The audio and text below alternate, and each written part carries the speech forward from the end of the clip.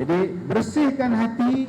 Kalau kita tak mampu mendoakan orang lain, kita tolong doa untuk diri kita. Ya Allah, janganlah aku dapat masalah seperti mana yang dia dapat.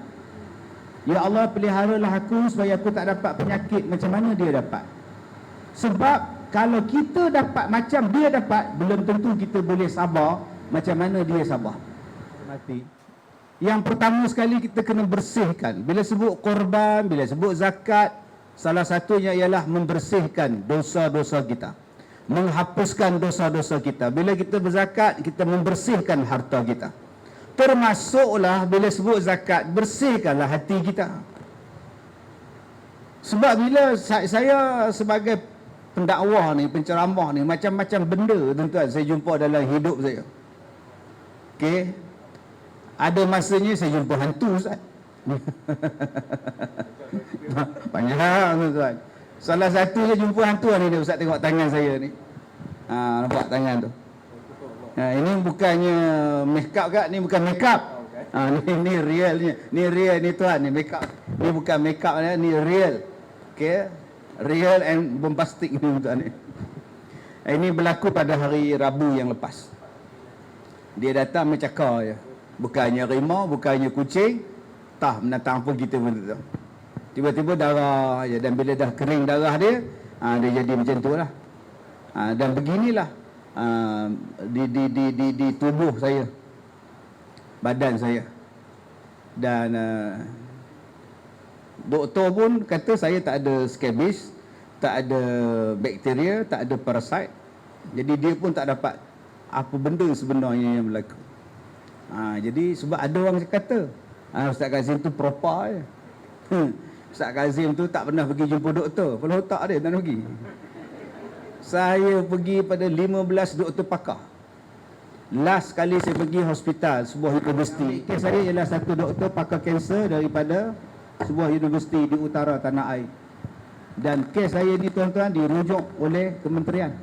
Dan kementerian hantar wakil 5 doktor pakar ambil saya punya sampel daripada darah, daripada kulit, daripada kuku, daripada isi saya, daging saya, dia ambil.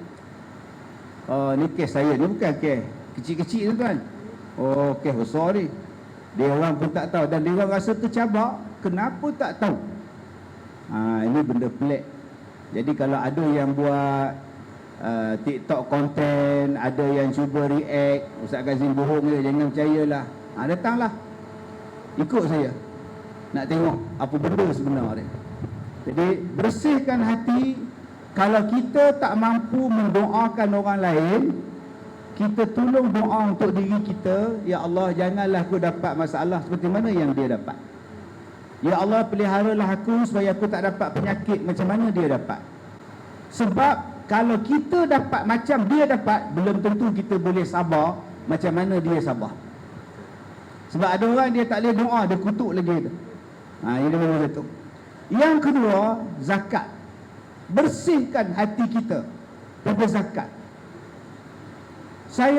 Bila saya ceramah di mana jemputan zakat dan sebagainya, saya sebut pusat zakat kena cerita pada orang apa yang zakat telah buat kepada asnaf. Apa yang zakat bantu, apa yang zakat bagi. Kena buat live FB. Pasang mikrofon dekat baju, bagi sumbangan. Inilah sumbangan zakat kami pada asnaf. Kena buat. Sebab hari ni orang bila datang susah, masuk dalam Facebook, dia akan tulis, pusat zakat buat apa? Duit zakat banyak-banyak buat apa? Simpan je. Padahal dia orang tak tahu. Dalam setahun, berapa ratus juta dihabiskan, dibelanjakan pada jalan dia. Cuma bila kaki tangan pusat zakat ni, dia terlibat dengan akta media sosial lah, dia tak boleh nak highlight sangat apa yang dia buat. Akhirnya orang menenggelamkan peranan zakat. Maka dia simpan dalam hati manusia, jangan bayar zakat dekat dia orang. Kau bayar dekat dia, kau bayar dekat dia. Tuan-tuan, bahaya ni tuan-tuan. Zakat mempunyai peranan yang besar dalam masyarakat.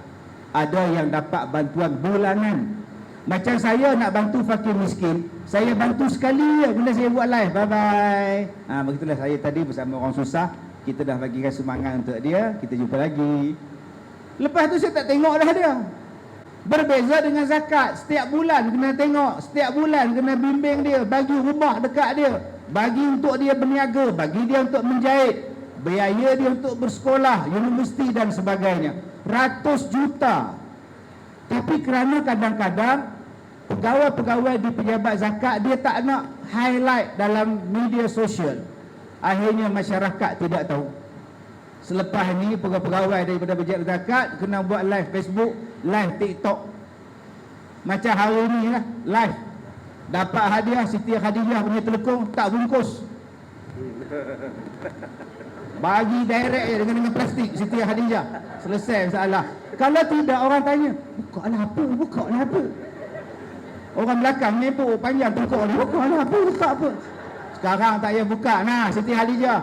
Bapak Siti Khadijah. Orang Perak kalau bapak tu hebat.